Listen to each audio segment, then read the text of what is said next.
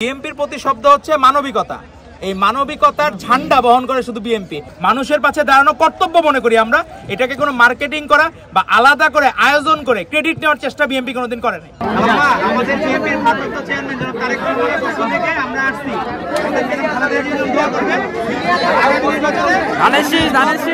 গত 5 বছরে এই করাইল বস্তিতে 9 বার আগুন লেগেছে।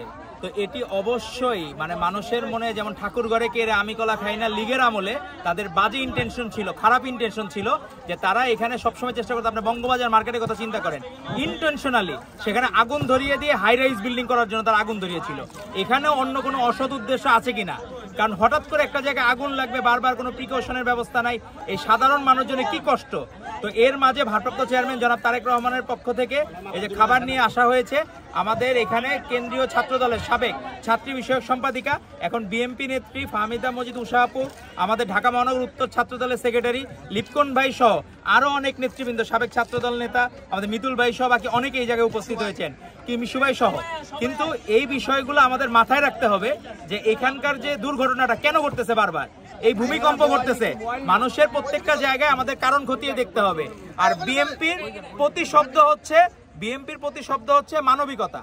এই মানবিকতার ঝান্ডা বহন করে শুধু বিএনপি। আজকে আপসীন দেশপ্রেম খাতে আপনার রোহিঙ্গা ইস্যু খেয়াল আছে মনে হয়, এই আপসীন দেশপ্রেম খাতে শারীরিক অসুস্থতা নিয়েও রোহিঙ্গাদের মাঝে উপস্থিত হয়েছিলেন।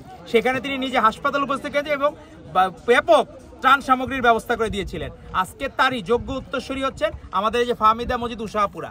ওনারাও কিন্তু এই যে ভারপ্রাপ্ত চেয়ারম্যানের বার্তা নিয়ে এই আপনি দেখবেন বিভিন্ন ঘাট ঘুরে ঘুরে খাবার দিচ্ছেন। আমাদের উত্তর ছাত্রদল আছে, বিভিন্ন নেতৃবৃন্দ আছে, তো এক অনন্য দৃষ্টান্ত।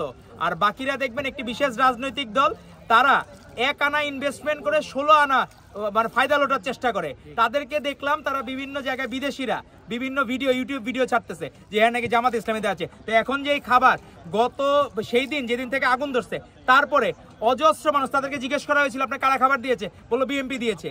কিন্তু আমাদের দায়িত্ববোধের জায়গা থেকে আমরা করি, আমরা মার্কেটিং এর জন্য করি না। তো আমাদের ভারপ্রাপ্ত চেয়ারম্যান আমাদের যে রাজনীতি শিখিয়েছেন, মানুষের পাশে দাঁড়ানো কর্তব্য মনে করি আমরা। এটাকে কোনো মার্কেটিং করা বা আলাদা করে আয়োজন করে ক্রেডিট নেওয়ার চেষ্টা বিএনপি কোনোদিন করে নাই। তো আমরা চাবো ভারপ্রাপ্ত চেয়ারম্যান জনাব তারেক রহমানের দিক নির্দেশনায় পরবর্তী দিনে আমরা যদি সরকার গঠন করতে পারি, আমাদের ভারপ্রাপ্ত চেয়ারম্যান জনাব তারেক রহমান প্রধানমন্ত্রী হলে এগুলার প্রত্যেকটার কারণ উদ্ঘাটন করা হবে এবং কেউ যদি উদ্দেশ্যপ্রণোদিতভাবে আগুন লাগায় তার বিরুদ্ধেও কঠোর ব্যবস্থা নেওয়া হবে।